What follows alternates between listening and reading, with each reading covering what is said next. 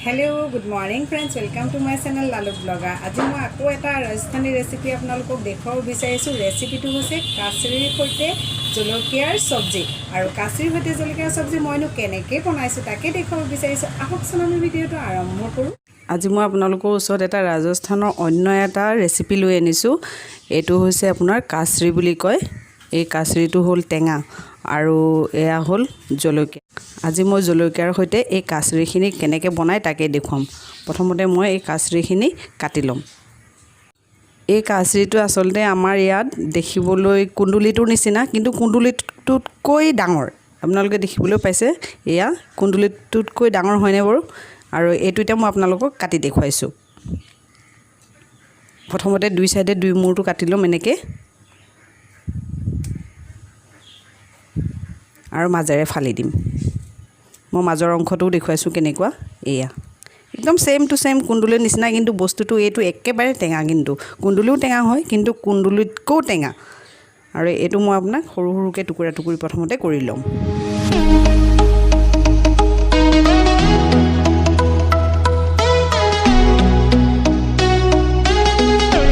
এয়া মোৰ এতিয়া এইখিনি কাটি হৈ গ'ল, আৰু এতিয়া মই জলকীয়াখিনি কাটি ল'ম।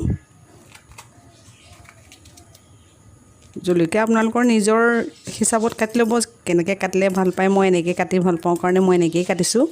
আৰু গুটিখিনি যদি আপোনালোকে ভাবে যে নাই মই গুটিখিনি পেলাই দিওঁ, তেতিয়াহ'লে পেলাই দিব।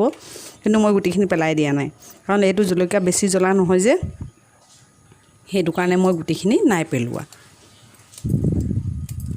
আৰু এনেকৈয়ে মই গোটেই জলকীয়াখিনি কাটি ল'ম। মোৰ এতিয়া জলকীয়াখিনিও কাটি হৈ গ'ল, আৰু এতিয়া মই গেছত কেৰাহী বহাই দিছোঁ আৰু কেৰাহীখন গৰম হ'বলৈ দিছোঁ। মোৰ এতিয়া কেৰাহী গৰম হৈ গৈছে, আৰু কেৰাহীখন মই নন ষ্টিক লৈছোঁ। আৰু এতিয়া মই ইয়াত দি দিম তেল।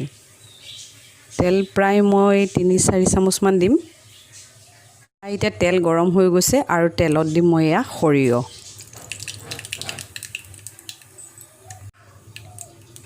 এতিয়া দি দিছোঁ মই এই কাচৰিখিনি, লগতে দি দিছোঁ জলকীয়াখিনিও।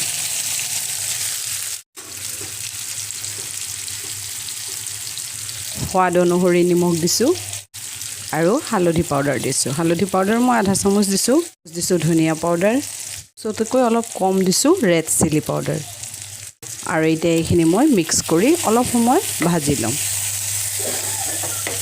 এয়া মোৰ এতিয়া কাচৰি আৰু জলকীয়াৰ ভাজি হৈ গ'ল, আৰু এতিয়া মই বাতি এটাত উলিয়াই ল'ম। আপোনালোকক দেখুৱাইছোঁ মই।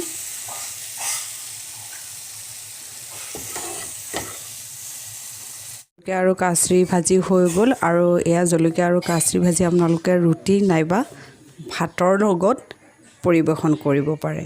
আৰু আপোনালোকে মোৰ ভিডিঅ'টো চাই যদি ভাল লাগিছে, তেনেহ'লে লাইক, কমেণ্ট প্লাছ ছাবস্ক্ৰাইব কৰিবলৈ নাপাহৰিব।